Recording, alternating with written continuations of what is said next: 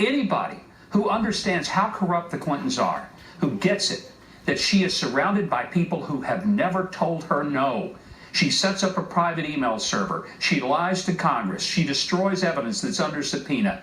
She treats foreign governments like they're a piggy bank for the Clinton Foundation to make her family rich. She violates the law whenever she wants to. She knows she's not going to get caught. She uses the government agencies like the FBI and the IRS like her own personal toys to go after political opponents. Good gosh, Megyn, is there any Republican who has breath left who could stand back and let that happen without doing everything they can to stop it? And the only roadblock in the way to that level of corruption that would forever taint our government is Donald Trump. Like him or not, he's the shot we've got, and we better get behind him with energy. Well, that's the question, you know, do they like him better than they like her? They don't seem to like either one of them. They better. You know, they better. But let me ask you whether you think Trump is doing what he ought to be doing in these last 13 days. He came under some fire today for being at the opening of the old post office, a building, you know, he's put a lot of money into and a lot of work into, and he was like, hey, I deserve a day to go, but he came under significant criticism for wasting half a day, and we only have 13 days left. Do you agree? You know, it's nonsense. If Donald Trump had gone into some type of cathedral to pray, laid on his face and prayed out loud to God for 2 hours, the people would have said he was wasting his time because God wouldn't hear him. Look, these people who are criticizing him for opening his hotel are nonsense. Let me tell you what that hotel represents. It's about the only thing in Washington, D.C. that actually works. It's one of the few things in that city that was ever brought in under budget and on time. Nothing else in that town works. If nothing else, it's a great way for Donald Trump to say, just like I built this hotel, that's how I'm going to lead this country because I know how things are supposed to work. We need somebody who will be that champion. There was a remarkable exchange outside of the event involving, just want to explain this. So there was an anti-Trump protester who took on the daughter of a U.S. veteran over the U.S. flag. Watch this. My father fought for this country in the army. This is a disgrace. It's right. You want to know why? That flag. I'm standing up for American flag. You flag. That flag is bull. What's the truth behind that flag? What does it mean to you? An imperfect nation that lives together.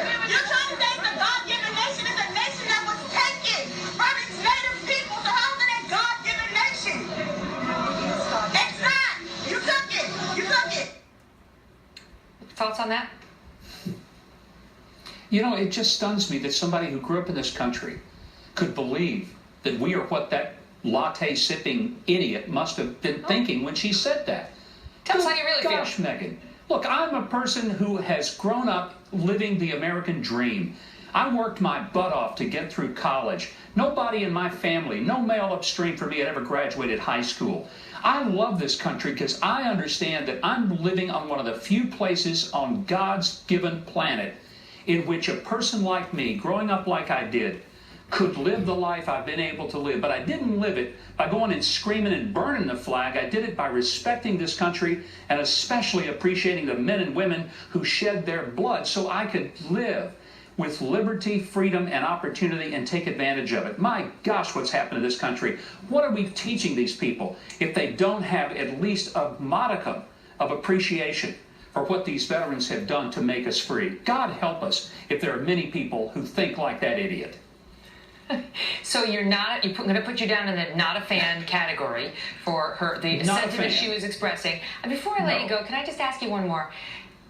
So much emotion, right? She felt it deeply. Sure. And we see that in the country right now. You know, left versus right, blue versus red, Hillary versus Trump, and the supporters on both sides.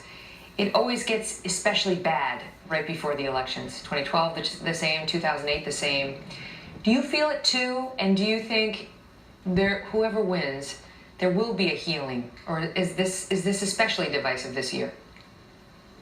It is especially divisive, but the healing comes if we have a leader who will start fixing things and start bringing equality back. Why I worry about Hillary is not about her being a Democrat. Look, I've known Hillary a long time. I know exactly how this election is coming to the end because I've seen it, I've lived it, I've experienced it, and that's what scares me. Here's what I want. whether it's Trump, and I hope to God it is.